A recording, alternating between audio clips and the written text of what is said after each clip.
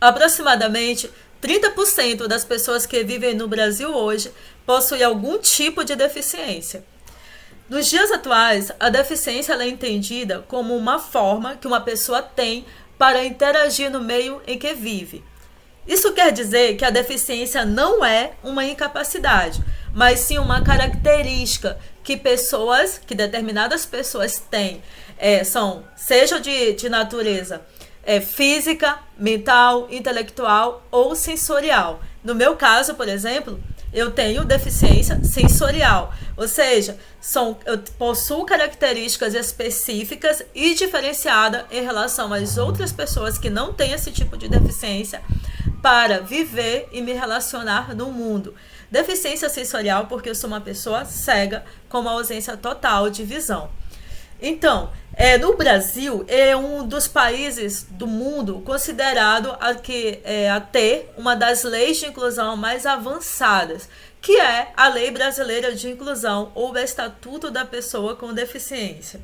Esse documento jurídico, ele engloba uma série de leis, decretos e convenções que garantem os direitos fundamentais básicos para a vida de uma pessoa com deficiência, como, por exemplo, o direito à educação, o direito à saúde, o direito à participação política, o direito ao lazer, à arte e à cultura, e o mais importante, o direito à vida e à não discriminação, e aí engloba também o direito à acessibilidade.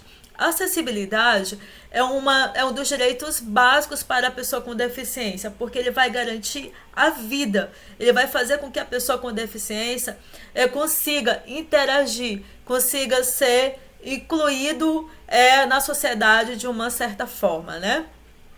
Então, mas os direitos da pessoa com deficiência é algo muito recente, tanto aqui no Brasil quanto no mundo. Só foram se falar em direitos das pessoas com deficiência lá depois da Segunda Guerra Mundial. Muito em decorrência dos soldados que participaram da guerra e sofreram algumas sequelas da guerra, né? Ou foram amputados, perderam braços, pernas, ou ficaram cegos ou surdos. E aí esses soldados, né, no final da guerra, ao voltarem para casa, eles queriam ser reinseridos na sociedade, o que é um direito. Então, eles começaram a se organizar e a manifestar, eles, as famílias, os amigos, e assim surgiram os primeiros movimentos de pessoa com deficiência no mundo.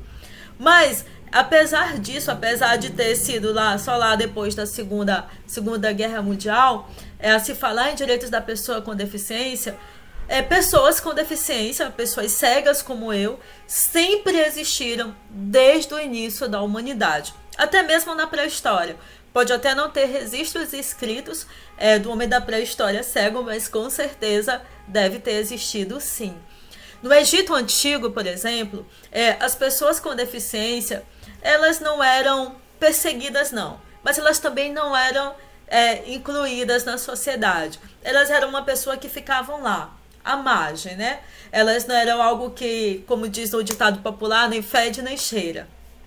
Agora, na Grécia, as pessoas com deficiências, elas eram sacrificadas, ou seja, eram mortas, muitas delas logo ao nascer. Porque os gregos, eles tinham um culto à beleza, ao corpo, eles valorizavam muito a perfeição. E uma pessoa com deficiência, ela significava o contrário dessa ideia de beleza e de perfeição. Então existiam até leis, tanto na Grécia Antiga quanto em Roma, que os pais e que qualquer pessoa poderia sacrificar uma criança com deficiência logo que nascesse. Aí, no caso de uma pessoa com deficiência adulta, precisava ficar escondida, né? Caso alguém achasse, seria morta. No caso de mulheres cegas como eu, existia uma série de mitos em relação às mulheres cegas. No caso da Grécia e da Roma Antiga, algumas mulheres cegas poderiam ser mesmo adivinhas ou bruxas, enfim, existia uma série de misticismo em relação às mulheres cegas e por isso elas eram muito perseguidas. A Idade Média foi a mais cruel no que se trata de perseguição à deficiência, principalmente contra mulheres cegas, porque as cegas eram consideradas bruxas mesmo. eram caçadas tanto pelos religiosos cristãos, né, quanto pela sociedade. As pessoas tinham medo. Então, quando nascia uma criança, uma menina cega, a família tinha que dar um jeito de esconder. Não poderia aparecer na sociedade de forma alguma, porque seria morta ou até mesmo queimada na fogueira como bruxa, né? Ou seja, até nos dias de hoje, eu percebo no meu dia a dia que existe uma série de tabus, de mitos e de preconceitos, tanto em relação à deficiência, mas sobretudo em relação a mulheres com deficiência e em específico a mulheres cegas. No meu caso, por exemplo, eu percebo isso quando eu vou ao supermercado, quando eu vou ao shopping, quando eu vou em algum restaurante, até mesmo quando eu digo que sou professora de arte. As pessoas começam a se questionar: como que uma pessoa cega é professora de arte? Pois é, algumas vezes eu respondo, outras vezes eu ignoro. Por que isso? Porque perguntas como essa, às vezes as pessoas elas não têm consciência de que são perguntas preconceituosas.